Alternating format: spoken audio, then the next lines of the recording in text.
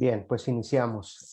Hola, buen día. Bienvenidas todas las personas que nos acompañan en esta actividad que proponemos desde la licenciatura en comunicación. A nombre del Departamento de Ciencias Sociales y Humanidades de la Ibero Tijuana, a través precisamente del programa de licenciatura en comunicación, pues les recibimos en este conversatorio titulado Cuerpas, Cámara y Colaboración, eh, que es un conversatorio con Laura Miranda, a quien tengo el gusto de saludar, que está a cargo de la profesora Viviana González Gómez, que es profesora de nuestro claustro de docente y quien propuso la actividad digamos desde la coordinación estamos contentos de desarrollarla.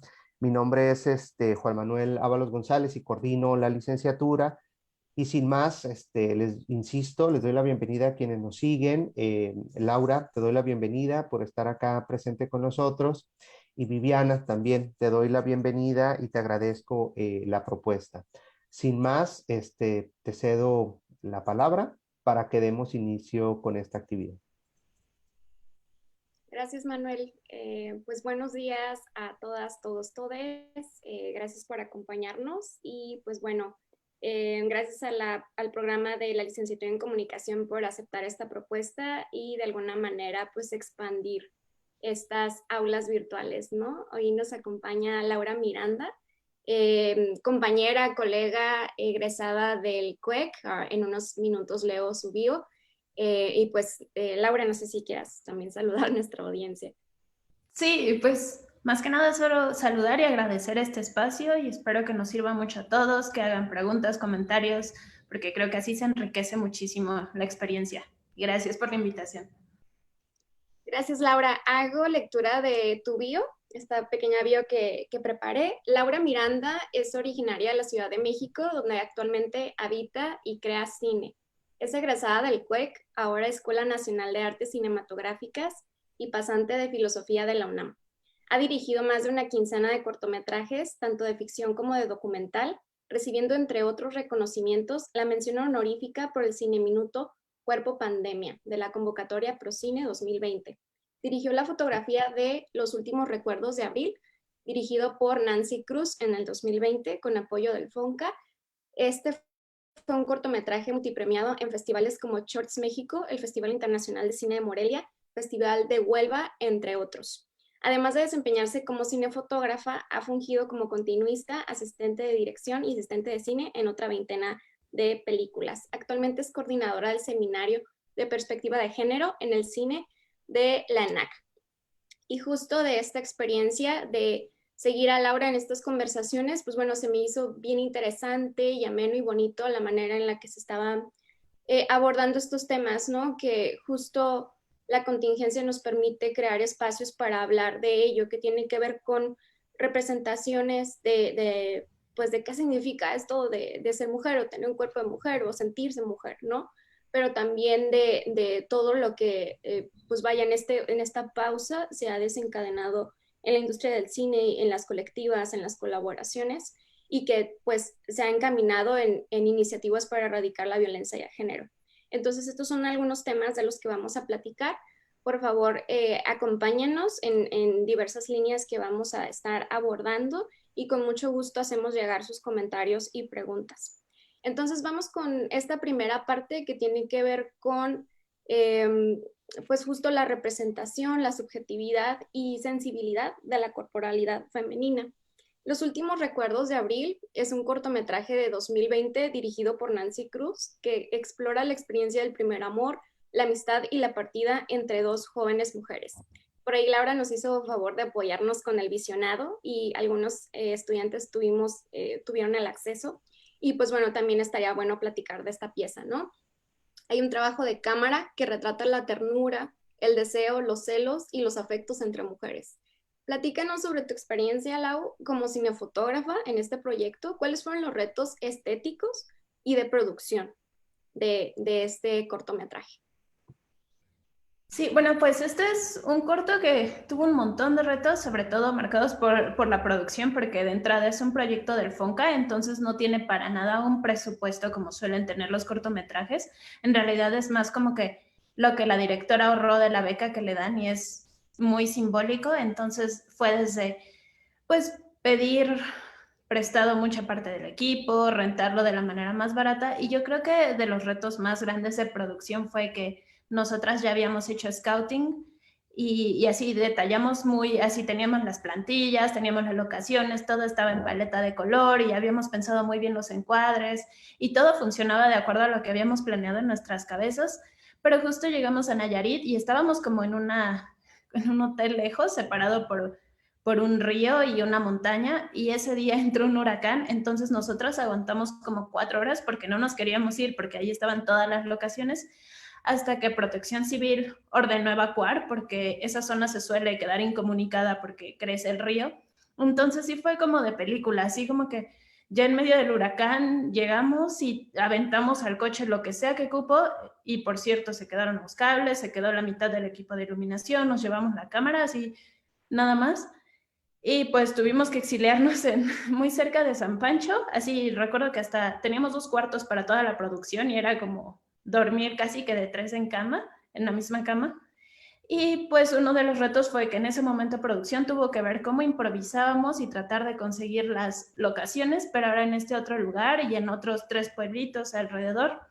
Y pues fue casi una dinámica documental donde llegamos sin scouting, no conocíamos el lugar, no había luces o había una que otra, de vez en cuando encontrábamos dónde cargar las baterías, entonces era pues improvisar.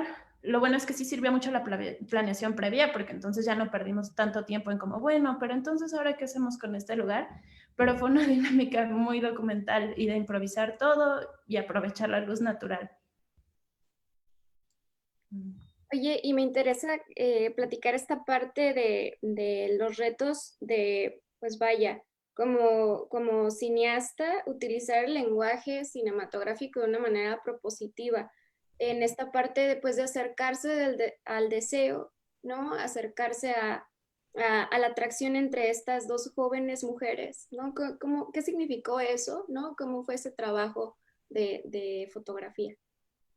Pues de entrada para mí fue un privilegio poder fotografiar esto porque esta directora hizo una elección consciente de que para este proyecto le era importante que hubiera mujeres en las cabezas de área. Ella suele trabajar con fotógrafos hombres, pero consideró que era muy importante para retratar el amor entre las mujeres de una manera distinta. Y yo creo que esto tiene que ver con que pues toda la conformación del imaginario y de la representación de la mujer a lo largo de la historia del cine y una crítica muy constante es que en general las relaciones, bueno, tanto la representación de la mujer como las relaciones lésbicas siempre están puestas para el disfrute visual del hombre. Entonces, es todo un tema plantearse como de qué manera yo estoy contribuyendo a que esa representación repita los mismos patrones que han seguido todas las representaciones. Y es un reto porque finalmente nosotras como mujeres nos hemos formado en la misma cultura visual que los hombres y crecimos viendo el mismo cine, las mismas series que nos presentan la visualidad, pues que toma el placer del hombre como punto central, como la única. Entonces, no es como que tengamos, que la directora me haya dicho como, bueno, lo vamos a retratar de una manera distinta y este es el manual para retratarlo de manera diferente. Era dialogar también, y esto es interesante, no fue tanto que dijéramos, bueno, aquí están nuestras teorías, vamos a hacerle justo lo contrario a lo que hace Hitchcock. Y entonces era como, ella planteaba la secuencia con las actrices. Creo que también había cierta seguridad en la que nadie del crew estaba diciendo como, ay, ya viste qué buenas se ven haciendo esto, o esos comentarios terribles. Entonces era como, ellas confiaban, ellas desarrollaban acción y la directora me daba la libertad de buscar las angulaciones que yo creyera que eran más interesantes. Para mí constantemente era un problema como, bueno, esto que tanto lo estoy proponiendo yo, que tanto viene de no cuestionar críticamente lo que aprendí. Entonces, como que creo que es algo que todavía estoy construyendo y explorando. Sí, justo es como problematizar esa parte, pero también pues hay algo muy rico de estarlo explorando, ¿no? Y de sentir esa novedad. Y pues bueno, a mí me llama mucho la atención justo este trabajo porque me parece que es una posición como muy crítica y responsable creativamente la que abordas cuando haces estos proyectos, ¿no? Cuando tú misma los diriges. ¿Qué significa crear desde una posición feminista? ¿Y por qué este es un acto de responsabilidad creativa? Sí, pues de entrada, creo que para mí ha sido todo un recorrido decir como yo soy una creadora desde un punto de vista feminista, porque no es que haya un mundo dispuesto a recibirte con los brazos abiertos de entrada si te pronuncias así. Creo que en los últimos 6 años ha habido muchísimos cambios y son los impulsados por las mujeres dentro del audiovisual. Y yo creo que su fuerza está sobre todo en que hemos y estamos aún trabajando en eso, pero hemos logrado crear comunidad, porque solo de ahí viene la fuerza. Yo en la escuela de cine, por ejemplo, yo nunca había sentido pues dinámicas tan patentemente machistas hasta que entré a la escuela de cine. Para mí fue un shock. Y para empezar, o sea, en mi generación éramos 15, solo había 13 hombres, éramos 2 mujeres y siempre éramos vistas como la excepción, las otras, las que tenían que pelearse, como si la escuela de cine es un lugar extremadamente competitivo y cada semestre van dirigiendo menos personas y te lo tienes que ganar a través de carpetas y todo, es como una carrera así de resistencia. Entonces todo el tiempo pues era como, hay pocos espacios para ustedes, entonces si una de ustedes está dirigiendo es porque le quitó el lugar a la otra. En mi generación hubiera sido impensable declararse feminista y que esto hubiera sido bien aceptado. Y yo creo que incluso dentro de las dinámicas de la escuela todavía hay muchísimo recelo a decir como yo soy feminista porque pues hay muchos patrones viejos donde pronunciarte así está atentando contra los privilegios de otros, porque esos privilegios se fundan justo en la opresión de ciertos grupos. Y yo sé que, por ejemplo, decir esto a mí me hace incómoda en mi escuela y me hace incómoda en una industria audiovisual que dice como, bueno, ya les estamos dejando a las mujeres ocupar ciertos espacios, pero que no anden de quejumbrosas y que no anden diciendo estas cosas porque qué lata. Yo creo que es una industria donde a nosotros nos siguen diciendo histéricas y reclamamos, donde tenemos que sonreír si tenemos los puestos de mando y pedir las cosas bonitas. Entonces, sí implica un trabajo y no es tan fácil decir como yo soy una creadora feminista, porque de entrada te puede cerrar muchas puertas y yo creo que eso es lo que nos ha contenido durante muchos años para decirlo, porque claro que asusta y porque no es algo que aprendas en la escuela.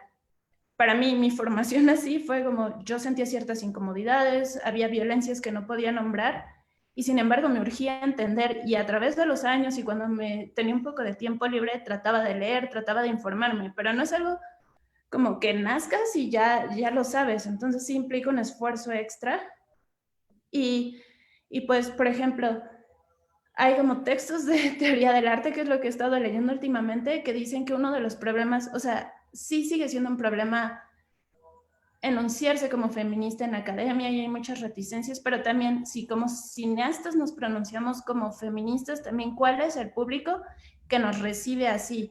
O sea, cuáles son las claves para entendernos y entender y descifrar nuestra obra. ¿Cuáles son los jurados que van a declarar si nuestros guiones merecen recibir un fondo del Estado para ser filmado? O los curadores de festivales que digan como, ah, ya veo la intención que tiene esta pieza. Y en eso que preguntabas como de la responsabilidad como creadora feminista, yo creo que es que atraviesan muchos temas como qué es hacer cine de mujeres, es distinto al cine que dice, bueno, yo tengo una posición, un punto de vista femenino, que también eso es algo a problematizar, pero cuando dices, soy una creadora feminista, yo, que además no es algo a lo que yo me reduzca, pero sí es una parte muy importante de mi vida, es una postura política, un pronunciamiento de un punto de vista desde el cual interpreta la realidad y es como querer intervenir el discurso y las representaciones que ha creado para desestabilizar el orden cultural. Entonces, pues sí es una responsabilidad porque con cada cosa que haces te preguntas como cómo mi representación está contribuyendo a representar a las mujeres o a los hombres o a las familias de la misma manera que siempre se ha hecho o de qué manera solo estoy repitiendo patrones que no he cuestionado. O qué tal si la forma que estoy usando no es la adecuada por mucho que yo he estado eligiendo otro contenido. Entonces yo creo que la responsabilidad como creadora feminista es cuestionarse constantemente, no dar nada por sentado, estar constantemente alerta, lo cual es muy cansado, estar dispuesta a aprender, abrirse a otras maneras de producir, a sospechar siempre que estemos muy cómodas en la producción y digamos, bueno, yo ya tengo un lugar reservado en este mundo, volverlo a problematizar. Yo creo que esa sería la responsabilidad. Muchas gracias. Creo que como que estas respuestas abarcaron muchos frentes que tienen que ver con esas implicaciones, ¿no? De asumirse como creadora, pues feminista en este sentido, ¿no? De la construcción de historias. ¿Y qué tal estos temas que tú consideras urgentes, necesarios, empezar a o continuar visibilizando en el cine, ¿no? ¿Qué temas, pues, de esta experiencia de ser o asumirte como mujer consideras que son importantes que estén ahí? ¿Y por qué no basta solo con hacer, por qué no basta solo con que las mujeres hagan cine, ¿no? Pues, o sea, yo creo que es una cuestión de elección de temas, pero también de maneras de abordarla. Y para mí es muy importante y urgente porque sí estoy convencida de que el cine crea mundos, crea imaginarios, crea representaciones y maneras en las que imaginamos que puede ser nuestra vida y lo que deseamos y lo que está bien desear o lo que no está bien desear. Creo que incluso sin que nos demos cuenta va moldeando todo lo que, la manera en la que deseamos y eso me parece como súper importante. Entonces, ¿cuál era en específico? Es que eran dos preguntas, entonces solo es que yo me iba a ir por otro lado, pero para no desviarme tanto. No te apures. Sí, pues los temas que Los consideras temas. necesarios. Ajá.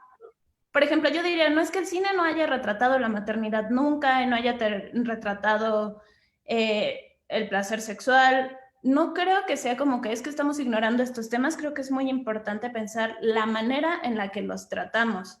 Y esto es algo que también, pues yo también estoy en construcción y estoy problematizando, por ejemplo, no estoy segura de cómo se pronuncia correctamente, así que lo voy a hacer como lo dicen los españoles, pero Ursula K. Le Guin decía como que hay estas narrativas lanzas y hay las otras narrativas. Y las narrativas lanzas son las de la historia del héroe, la que aprendimos en la escuela de cine, que es como, bueno, es el recorrido del héroe y todas las peripecias que le pasan hasta que regresa transformado a casa.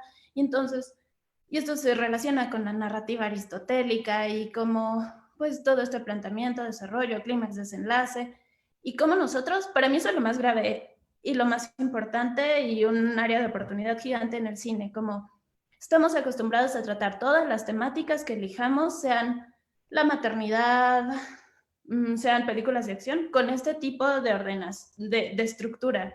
Entonces, ¿qué pasa si elijo el mismo tema, pero no me esfuerzo a esta estructura donde cada acción determina lo que es importante? Porque entonces parece que tenemos puras historias épicas en donde hay una hazaña tras hazaña tras hazaña y esas son las únicas historias que vale la pena recordar o contar.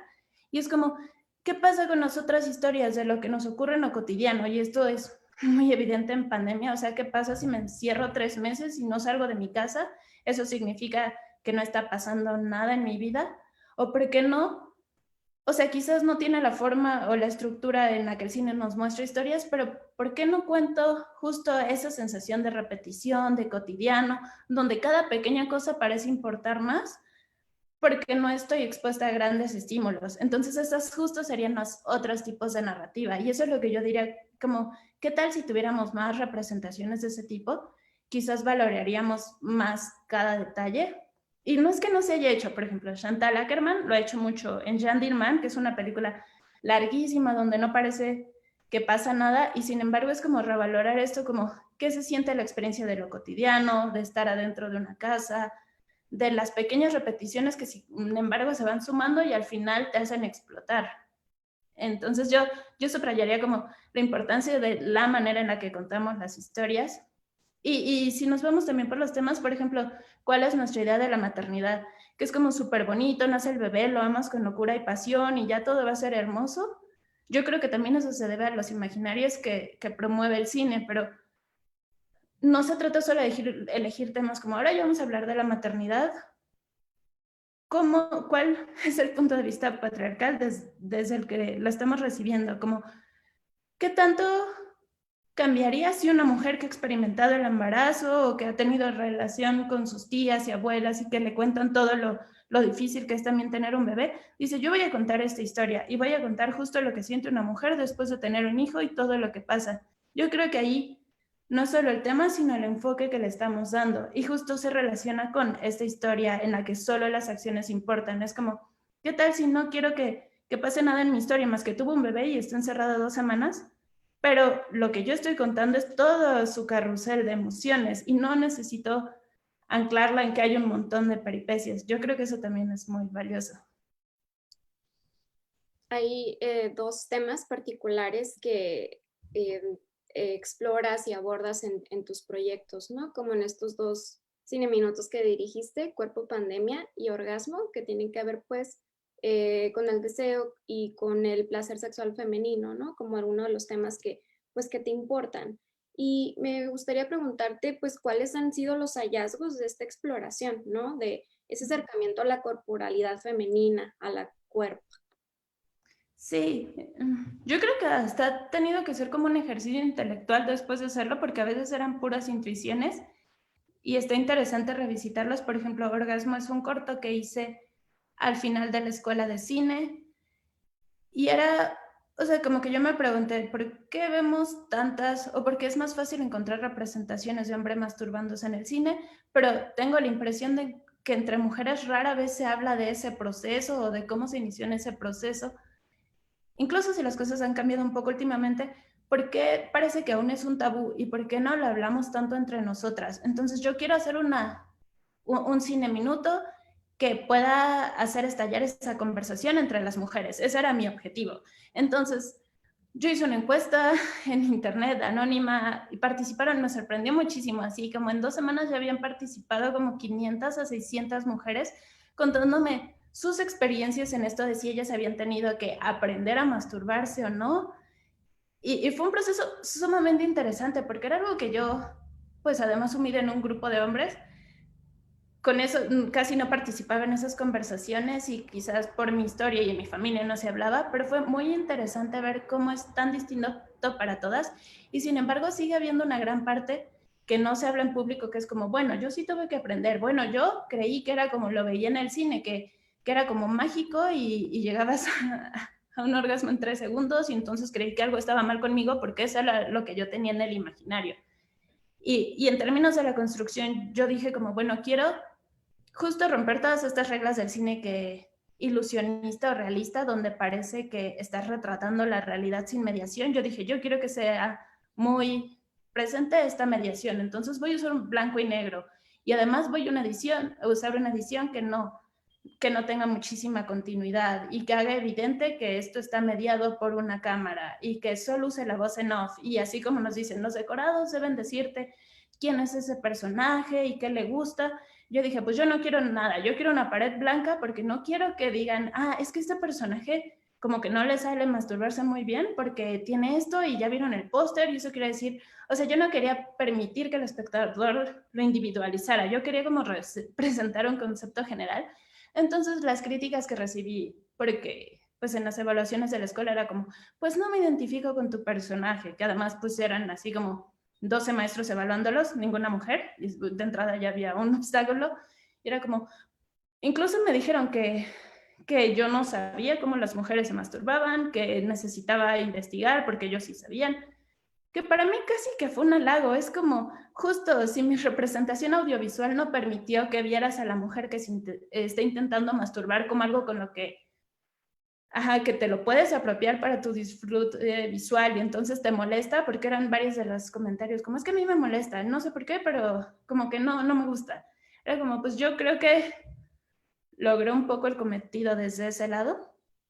Y por otro lado, fue muy interesante la reacción entre las mujeres porque creo que sí se abrió una conversación y cuando lo mostraba entre grupos donde había mujeres decían como, ah, yo concuerdo con esto, o como que para ella sí significaba algo distinto y eso para mí fue muy valioso. En términos de la representación, pues sí, del cuerpo y de las experiencias del cuerpo femenino.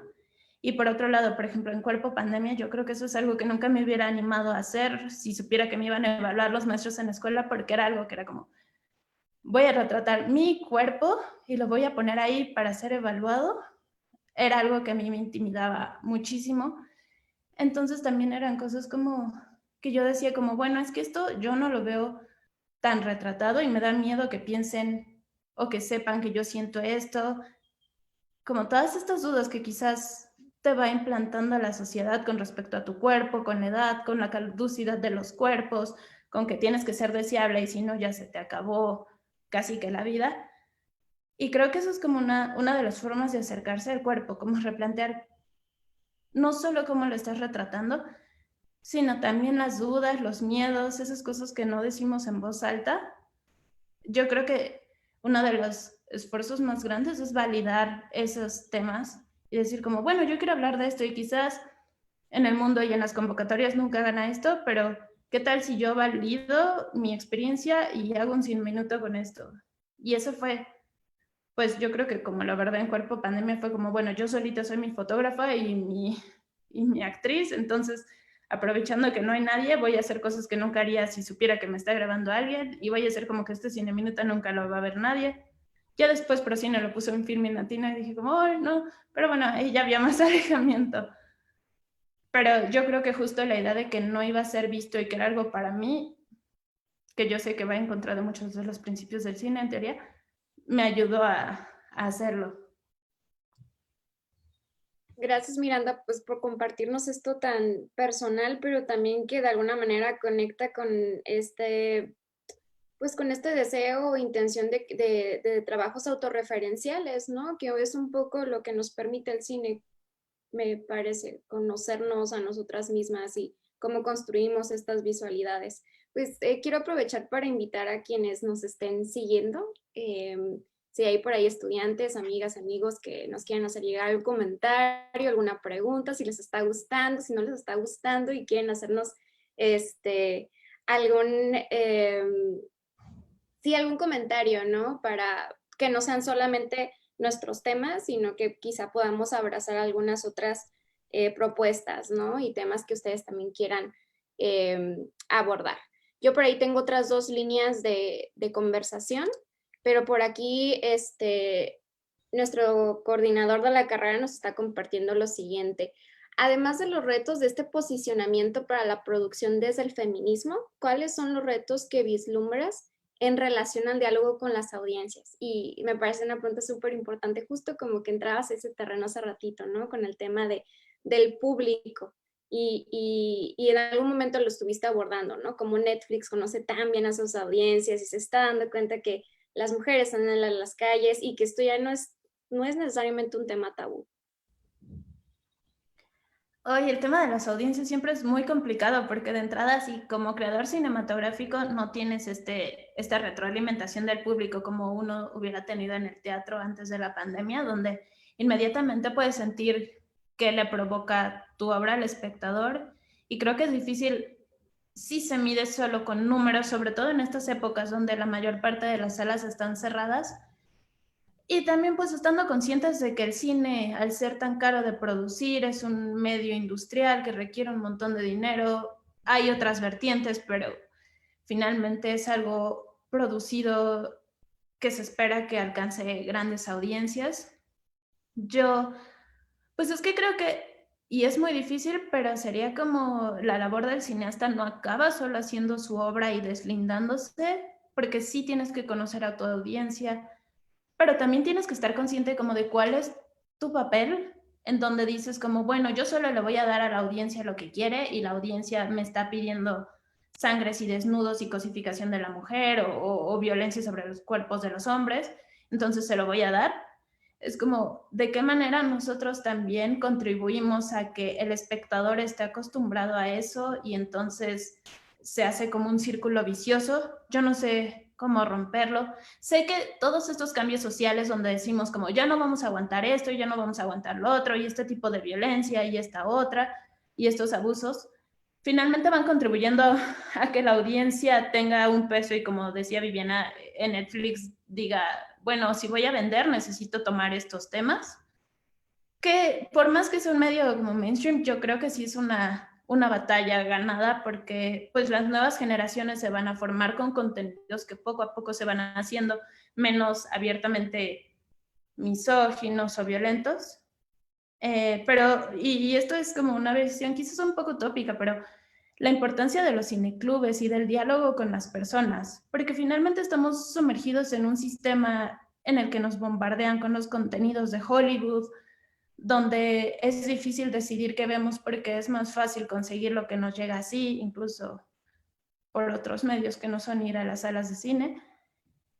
Y entonces, ¿de qué manera podemos contrarrestarlo? ¿De qué manera podemos contribuir a que haya una audiencia más informada? A mí me parecería súper bonito e ideal que en las primarias, así como desde chiquitos, tuviéramos clases, pues no sé si llamarlo de apreciación cinematográfica, pero donde hubieran pequeños cineclubes y los niños se pudieran reunir y aprender características de las películas y conversar acerca de los temas que se tocan. Entonces, si tuviéramos esta energía para ir formando audiencias desde pequeños, porque sí está difícil esperar que, pues si solo estamos acostumbrados a ver Televisa y las películas ay, perdón, de Estados Unidos, pues lleguemos y digamos como, oh sí, ahora estoy preparado para un cine súper contemplativo. Es como, no, nuestra sensibilidad ya ha sido formada de cierta manera. Entonces, pues sí es como un trabajo extra contribuir a que se formen otras sensibilidades.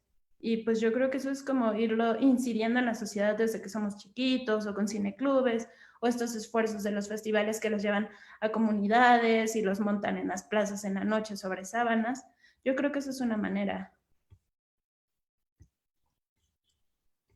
Tenemos una pregunta, comentario que nos hace llegar Melanie Urquide Sánchez, colega de Ibero, estudiante. Pregunta: ¿cuáles son los retos que encuentras al buscar la normalización y visibilización de historias LGBTIQ más, como la de Los últimos recuerdos de abril, ¿no? ¿Cuáles son esos retos que encuentras al buscar la normalización y visibilización en una sociedad heteropatriarcal en donde estamos sumamente expuestos a discursos misóginos? Ay, es que yo creo que hay muchísimos retos desde muchos puntos de vista. Por ejemplo, ¿quién se apropia de narrar estas historias? O sea, ¿qué tal si el mismo, así como hombre blanco, cisgénero, dice como, ay, ya vi que estas historias están teniendo grandes salidas en los festivales, ahora yo las voy a contar? Eso es uno de los retos. De entrada, como hacer un lugar para que esta misma comunidad narre sus historias desde el punto de vista, o sea, en el que los han vivido. Yo sé que esta es una historia que atraviesa de manera muy personal a Nancy y no es algo que ella esté inventando para tener éxito en los festivales, es algo que refleja su experiencia de vida y las cosas que ella ha sentido. Entonces ese me parece uno de los primeros retos, como luchar contra la apropiación de estas historias y que solo se vuelvan una moda y una manera de vender, pero que otra vez sus creadores que pertenecen pues a los colectivos LGBTQ y se las pues sigan siendo silenciados. Otro de los retos, estaba yendo el otro día a una conferencia con un fotógrafo noruego que se dedica sobre todo a foto publicitaria, pero como que aconseja en estos temas a las grandes compañías, y es como, ¿de qué manera contribuyes a la normalización de la existencia de estas personas si siempre les estás poniendo como el otro? Entonces, si siempre es como, bueno, ya tenemos a los protagonistas que son heterosexuales, blancos, de clase media alta, y entonces aquí está como el otro personaje gay o lesbiana que además cumple el mismo rol que siempre cumplen estas ficciones. Entonces, ¿qué pasa si él hacía este experimento mental, como si lo pones como algo normal y no das más explicación? No está ahí como el otro, sino esta es la pareja, no voy a explicar por qué, solo este es un hecho, y voy a concentrarme en la manera en que se relacionan, en lo que les pasa, pero no poniéndolos desde el lugar de el otro, o el personaje secundario o el personaje pivote. Yo creo que esos serían dos de los retos. y dos, maneras de contribuir a la normalización de estos personajes y de abordar críticamente las historias en las que nos los presentan. Gracias, Miranda, y gracias, Melanie, por hacernos llegar la pregunta. Para como poder abarcar un poquito este tema de la colaboración, me gustaría que nos platicaras, pues, cómo ha sido esto de trabajar en proyectos en donde hay mayoritariamente mujeres o cabezas de producción femeninas, ¿no? Y cómo esto también es un reflejo de nuevas formas de colaboración que no solamente nacieron con la pandemia, ¿no? Sino como que ya se estaban formando. Pues yo vengo de una escuela de cine donde, como ya dije, no solo mi generación, la mayoría siempre son hombres, entonces me acostumbré yo creo que el 80% de mi trabajo antes de salir de la escuela era siempre en crews masculinos y para mí sí ha implicado una elección consciente y casi política de trabajar con crews donde haya más mujeres como una manera de apoyarnos y de contribuir a que entre todas sigamos teniendo experiencia para luego aspirar a puestos más altos o a los que nosotras queremos en el cine. No, o sea, lo que quiero decir es que no cayó del cielo, no solo pasó, no fue algo con lo que me encontré inmediatamente, fue algo que he buscado y que creo que entre nosotras hemos ido procurando porque sí es cierto que sales de la escuela y hay un techo de cristal en el que, sin importar si tú estudiaste lo mismo que tus compañeros, si tienes la misma especialización y tú ganaste becas o incluso tienes la misma o más experiencia, es cierto que los llaman a ellos, incluso cuando ellos no tengan esa especialidad que tú tienes, e incluso cuando los llamen para dirigir temáticas como la masturbación femenina. Entonces, pues ha sido una experiencia trabajar en crews de mujeres. En general a mí me han llamado porque yo no soy productora, pero son productoras que dicen, voy a armar un crew de cabezas de área mujeres, y a veces no es tan evidente porque dices como, bueno, conozco a puros hombres, entonces me tengo que poner a buscar como quién conoce a una sonidista, quién conoce a una cinefotógrafa, quién conoce a una postproductora. Y creo que de entrada tenemos que quitar esta idea de que, bueno, si son puras mujeres tiene que funcionar a la perfección, si no significa que los cruces entre mujeres tampoco funcionan y toda la sociedad está bien así como está porque no pueden trabajar entre ellas. Es como, y que creo que se relaciona con una pregunta previa, pero pues como mujeres también crecimos en esta sociedad e internalizamos todas estas dinámicas y sabiendo que hay tan pocos espacios, pues sí es cierto que hay pues que a veces para sobrevivir en este medio tienes que, bueno, hay muchas mujeres que optan por esta masculinización y con esto me refiero a como estos patrones de dominio para asegurar su puesto, porque finalmente están asegurando hacer lo que más les gusta hacer en la vida. Entonces no es como que convoques un club de mujeres y ya automáticamente todo se va a dar fácilmente. Es como, pues entre nosotros también tenemos que problematizar constantemente la manera en la que nos estamos relacionando, cómo estamos repitiendo estos patrones de dominio que ocurren mucho en los crews con hombres entre nosotras y decir como, bueno, estamos haciendo esto, ¿por qué?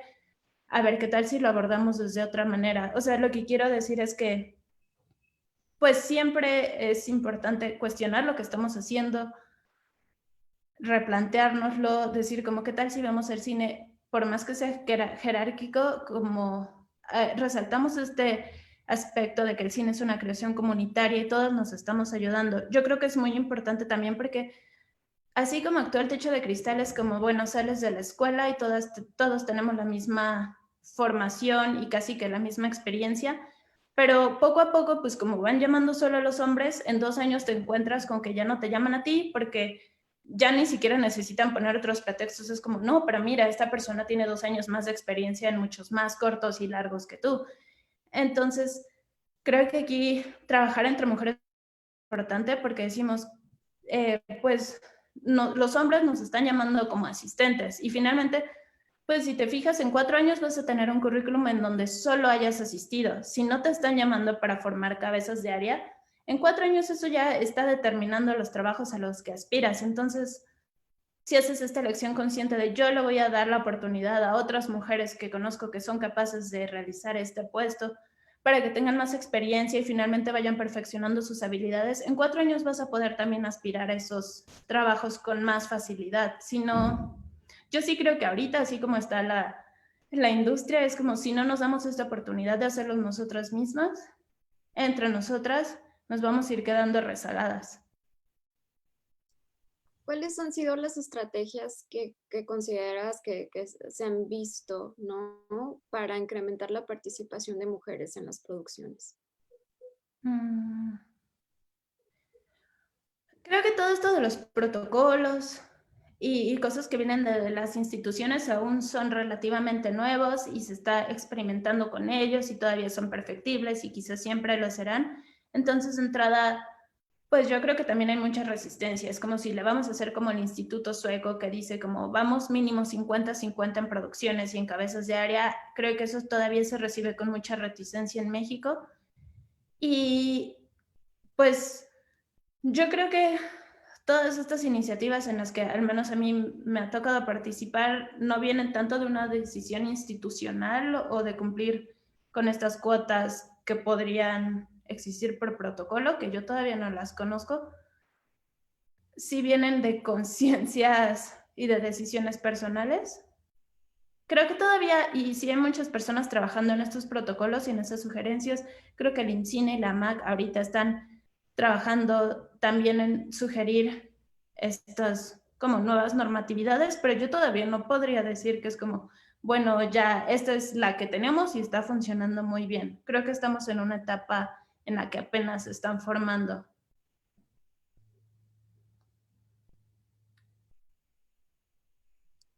¿Y cuáles serían esos obstáculos o si consideras que hay resistencias incluso de llegar a cabezas de área, de asumirse como autoras, como directoras, como fotógrafas, ¿no?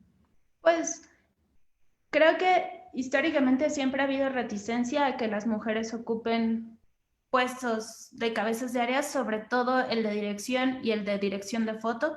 Hay muchísimas anécdotas acerca de cómo así a todas las mujeres les decían como no, es que las mujeres no son buenas en la técnica, es que para foto tienes que cargar equipos que son pesadísimos, entonces no vas a poder, o que no les daban la oportunidad de fotografiar por esto de que no iban a aguantar.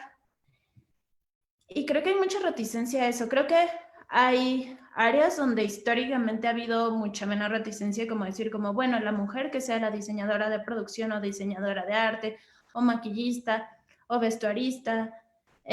También creo que están mucho más abiertos a aceptar cabezas de área mujeres cuando son productoras, pero cuando dices dirección y foto, hay muchísimos obstáculos, no solo porque no te elijan, y esto no es solo algo mexicano, es como en las escuelas de cine de Estados Unidos, incluso hay mayor presencia de mujeres que de hombres, pero finalmente en Hollywood los que más están dirigiendo son los hombres, se les dan presupuestos mucho más altos a la ficción, a los hombres, por eso las mujeres históricamente han ocupado más los espacios del documental, porque se puede hacer con menos dinero.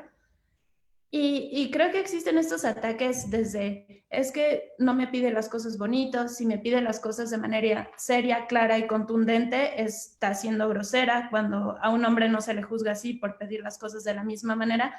Entonces son desgastes que no siempre son tan evidentes, pero es como estar atacando como, es que esta persona es histérica, es que esta persona es una grosera, es que con señalamientos que no se les harían a los hombres en las mismas posiciones, como esperar siempre cierta sumisión. Y esto no es que lo diga yo, o sea, ya está Matilde Landeta, que en el pasado tenías que así cumplir como 2 años de experiencia siendo script o asistente de dirección para poder, script para poder aspirar a ser asistente de dirección.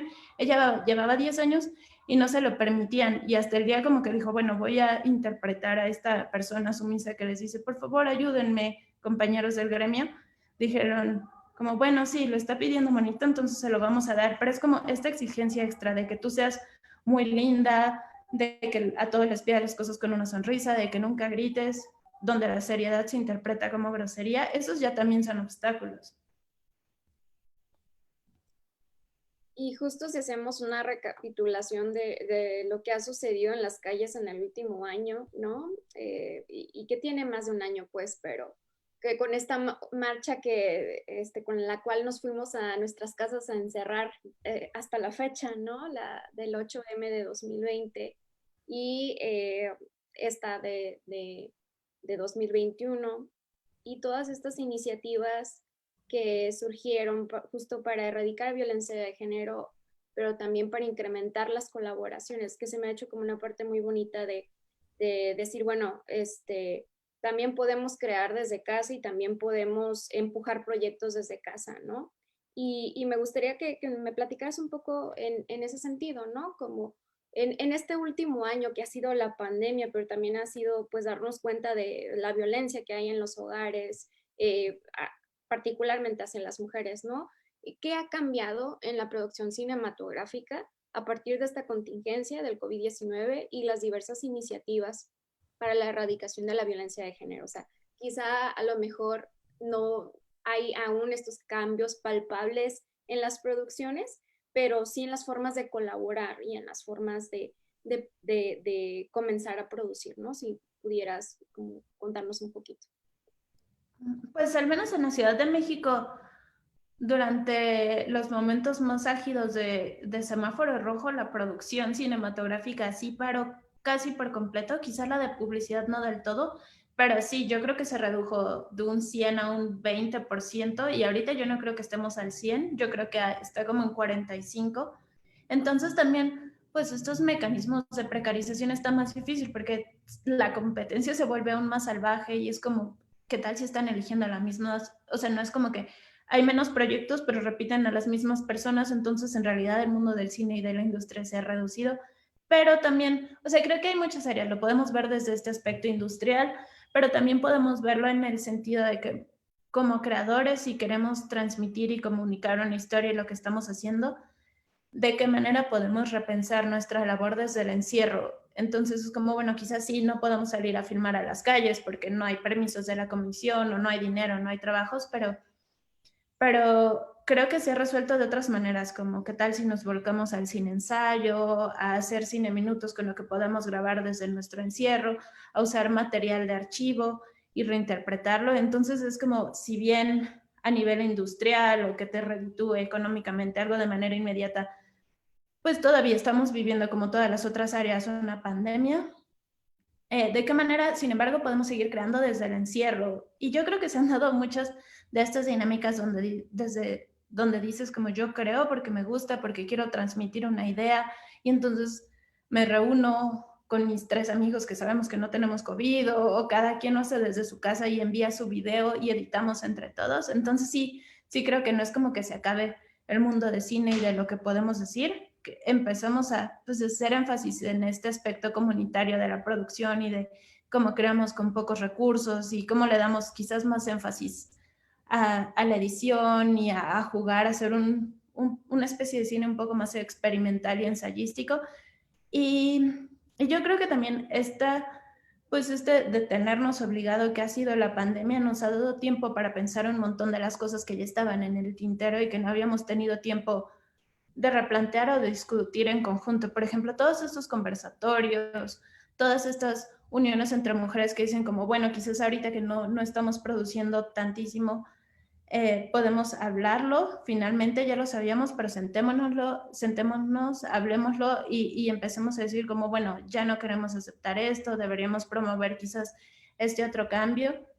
Yo creo que pues sí ha sido también una especie de poner en pausa muchas cosas y tomarnos el tiempo para hablar entre nosotras y plantear otras alternativas. Yo creo que incluso esta abundancia de conversatorios nos permiten, no es siempre el éxito que tenga hacia afuera y entonces cuántas vistas tuvo y cuántas personas lo aplaudieron, es como que tanto creamos comunidad entre nosotras y entonces decimos como, bueno, sabemos que ellas están haciendo cosas similares a las que estamos haciendo acá y que finalmente hay una vía de comunicación.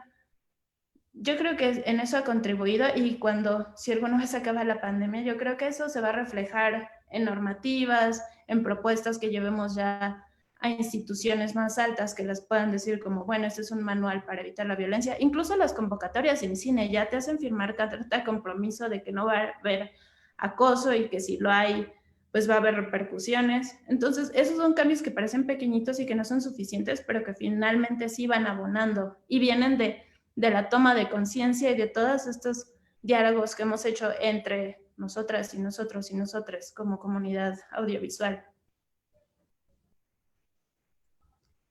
Y por último, para pues, concluir, ¿no? Esta conversación cuerpas, cámara y colaboración, ¿cuál es la invitación a las mujeres interesadas en hacer cine, ¿no? Y que pues hoy estamos en casa y empezamos quizá a notar estas formas de colaboración y esta necesidad, ¿no? De producir aún con todas los obstáculos o cuestiones que pues no facilitan necesariamente la producción.